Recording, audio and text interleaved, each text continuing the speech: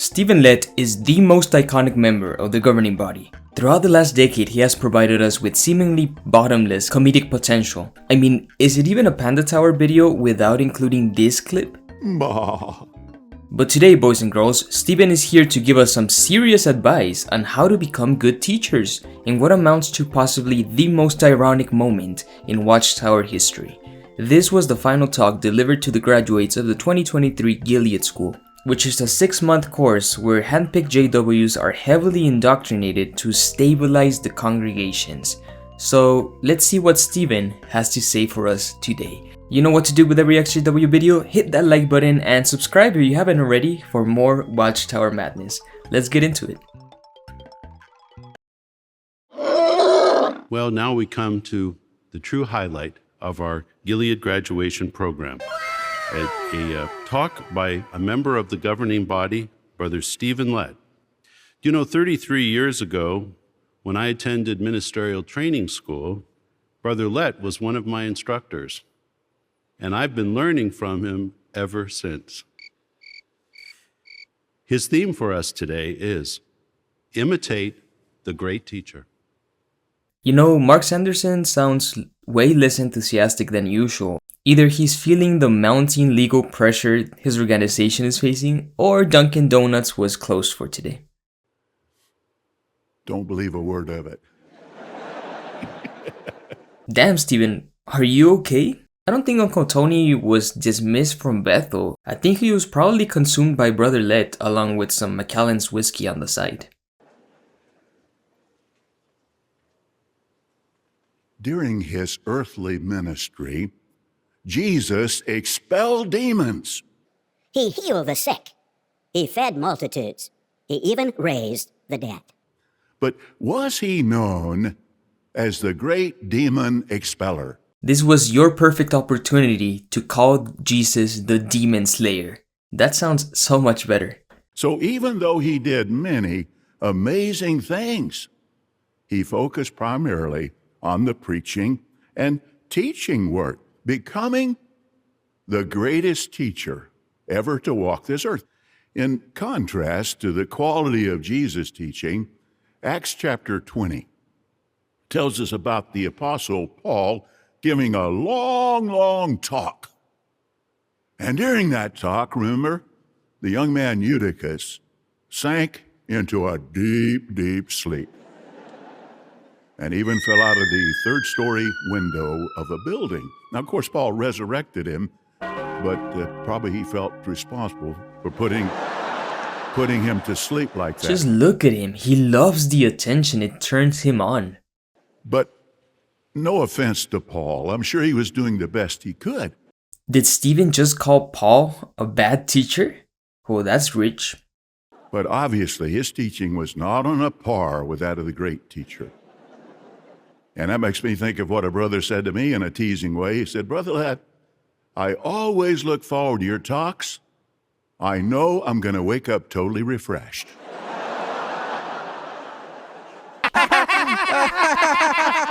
I'm dead inside. Well, it's really true. None of us, like Paul, can begin to match the quality of teaching of the great teacher. If Jesus' level of teaching is at a 10, then Stephen's level is at a 9, in the negatives. Now here's a question. How did Jesus become the great teacher? Well, the Bible tells us that for eons and eons of time, as a master worker beside Jehovah, he carefully observed and he imitated his Father. That proverb that Stephen just quoted from was never talking about Jesus. It's talking about wisdom personified. You know, personification, when you give human qualities to something that's not human. Did you go to school, Stephen?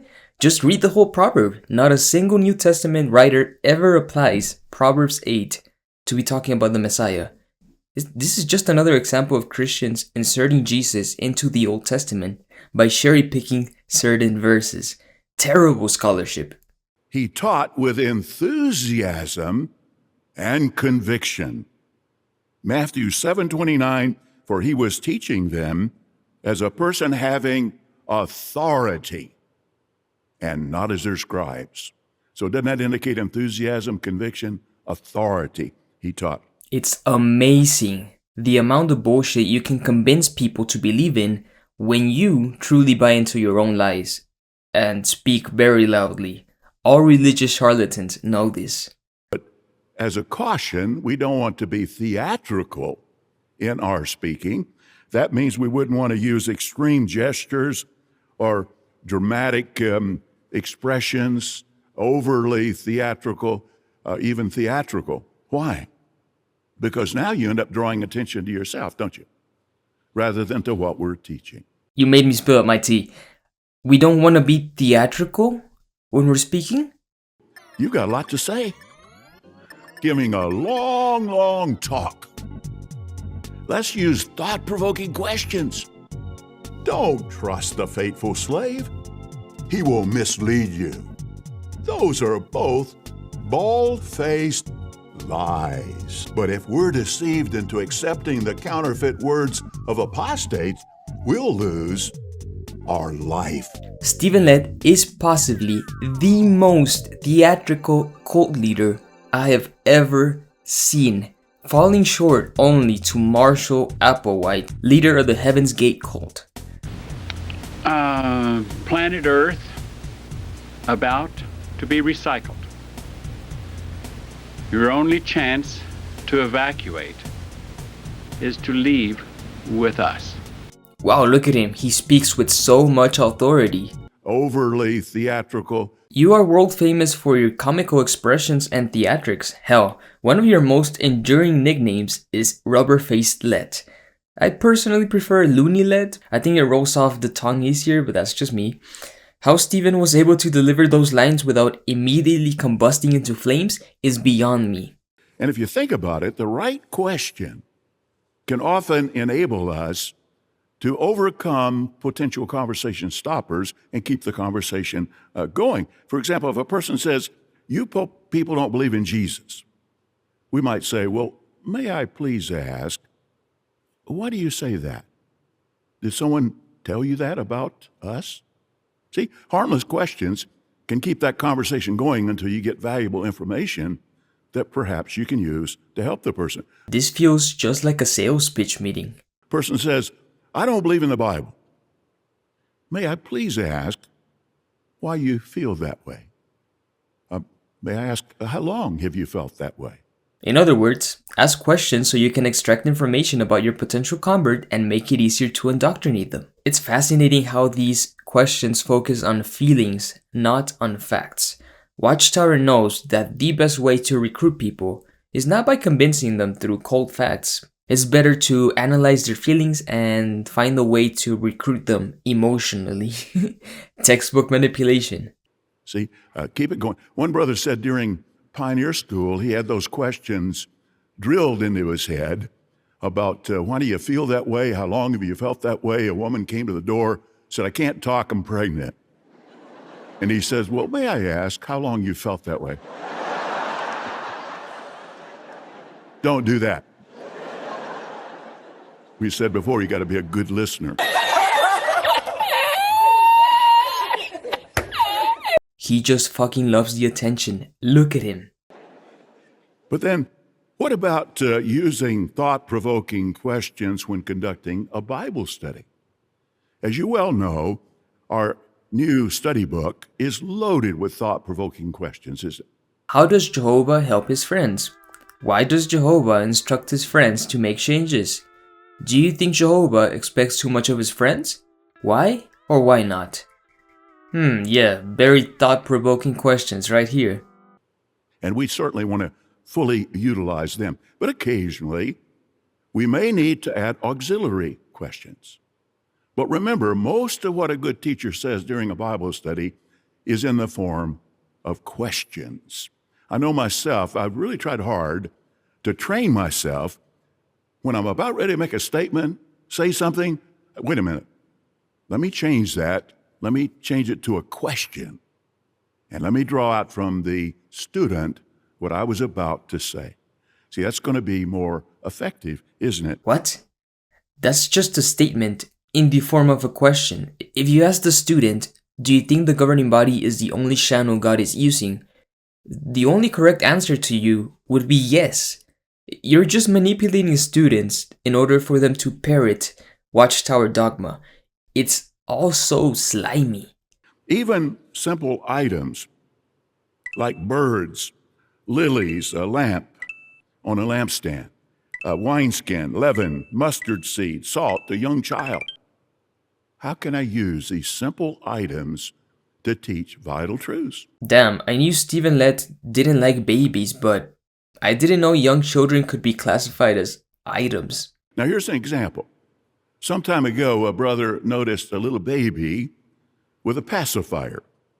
This pacifier had been dipped in sugar water, put in the baby's mouth, and he was thinking, that's a very good illustration of many in Christendom. They're satisfied with what they have, even though they have no real spiritual nourishment. But we're looking for those who are not satisfied, those who are conscious of their spiritual need. What a shitty illustration. No wonder JWs are not making any converts. Satan's system is like a male platypus. Now, in some parts of Australia, that might be a good illustration because they know a male platypus looks harmless, he looks innocent, but his hind legs are armed with ankle spurs connected to venom glands. So he looks harmless, but he could be very dangerous. Hey, I didn't know Stephen Lett is a platypus. Goofy looking on the outside, full of venom on the inside. He probably lays eggs as well. Let's use thought-provoking questions. And if you think about it, it's good to remember. Whenever Stephen says, if you think about it, you just know he's about to pronounce some fresh bullshit. That what we're doing now in the way of learning to teach is really preparing us for the greatest teaching campaign ever in all human history, the teaching of billions who will be coming back in the resurrection. You could say our work now is like a warm-up, isn't it? It's a warm-up for that greatest teaching campaign that is just around the corner. Honestly, that sounds exhausting as hell. Imagine you're a JW in the audience, the years have caught up to you, you just want to make it to paradise so you can finally relax, and this baboon comes along and tells you to get ready because a shit ton of work awaits you on the other side of the rainbow. Way to make paradise sound like torture, Stephen. I'd rather just have you kill me at Armageddon. The last half of the program involves Kenneth Flodine, the poison bread man, handing out certificates to Gilead graduates. What will this certificate get you out in the real world? Absolutely nothing. They might as well start handing out Monopoly money as well. Brother and Sister Simone are going to return spiritually well fed to the hungry branch. I'm dead inside. Well, it gives me very great pleasure to introduce you now to the graduates of the 153rd class of Gilead.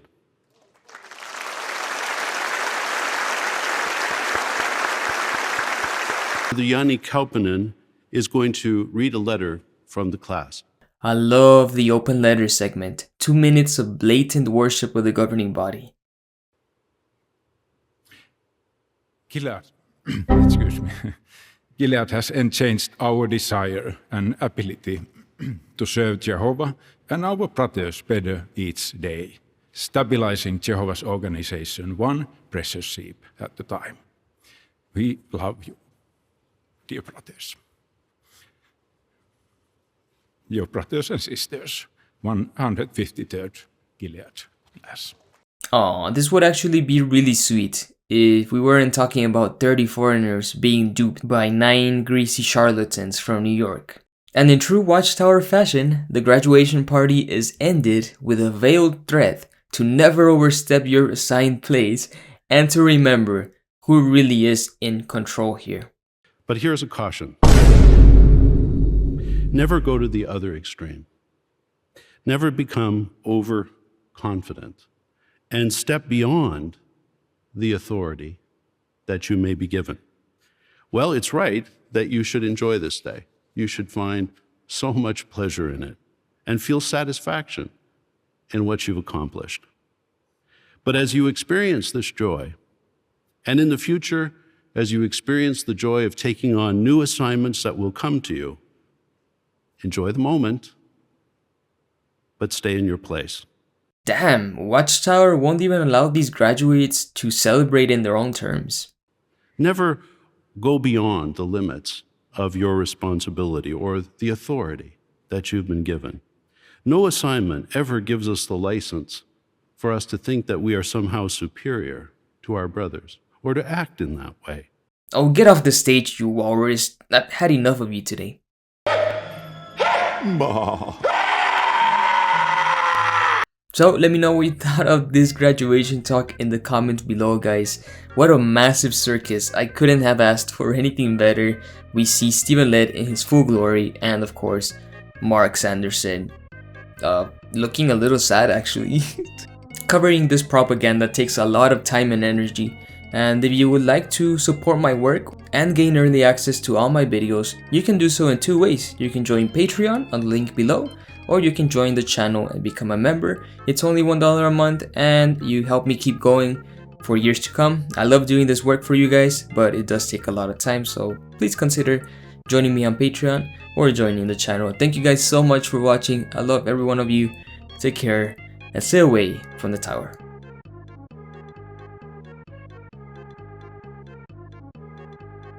Come pregnant.